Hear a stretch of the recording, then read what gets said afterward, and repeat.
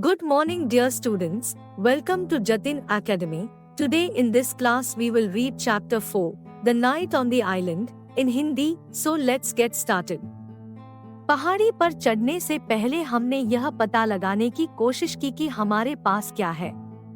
टूटे हुए ब्लेड वाले चाकू के अलावा हमारे पास सीसा रहित पेंसिल केस, 6 गज लंबी पतली रस्सी, एक छोटी पाल बनाने वाली सुई, जहाज का टेलीस्कोप जो जहाज के टकराने पर मेरे हाथ में था, एक पीतल की अंगूठी जिसे जैक हमेशा पहना करता था और जो कपड़े हमने पहने थे, और 3 सूती रुमाल। हमारे पास और कुछ नहीं था, लेकिन हम आभारी थे कि हम जीवित थे। जैक अचानक चिल्लाया, और चप्पू, हम इसके साथ क्या करेंगे? पीटरकिन से पूछा। यहाँ 1000 पतवार बनाने के लिए पर्याप्त लकड़ी है। इसके अंत में थोड़ा लोहा है। यह उपयोगी हो सकता है। बिल्कुल सच। चलो चलते हैं और इसे प्राप्त करते हैं, मैंने कहा। हम समुद्र तट पर पहुंचे। मैं अपने दोस्तों की तरह तेज नहीं चल सकता था क्योंकि मैं अभी भी कमजोर महसूस कर रहा था। जैक ने यह देखा और मेरा समर्थन करने के लिए वापस आया।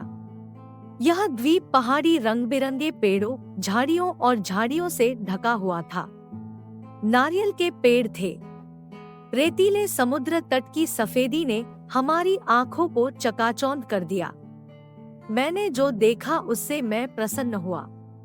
मुझे यह अवसर देने के लिए मैंने अपने निर्माता को धन्यवाद दिया। सुगंधित, ताजी और ठंडी हवा ने मेरे नथुनों को भर दिया। अचानक हमें पीटरकिन की चीख सुनाई दी, चलो लड़कों, देखो मैंने क्या पाया है। वह बंदर की तरह उछल-कूद कर रहा था। एक अजीब साथी, जैक ने टिप्पणी की। चलो और देखें कि उसने क्या पाया है। यह एक कुल्हाड़ी थी। जैक ने इसका इस्तेमाल डोरियों को काटने के लिए किया था। गनीमत रही कि कुल्हाड़ी चप्पू में तेजी से फंस गई। पीटरकिन इसे अकेले नहीं निकाल सके। जैक ने अपनी ताकत लगाई और उन्होंने उसे खींच लिया। आह!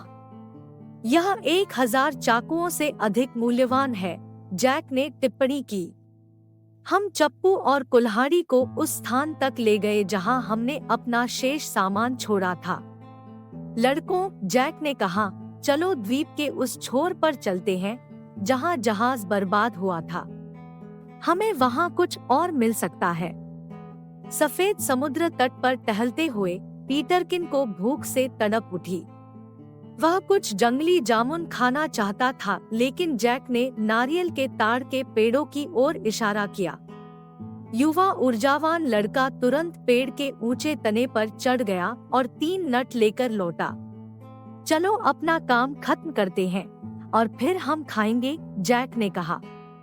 हम उस स्थान पर पहुंचे जहां जहाज चट्टान से टकराया था, लेकिन वहां कुछ नहीं मिला। हमें केवल कैप्टन के चमड़े के लंबे जूतों की एक जोड़ी मिली।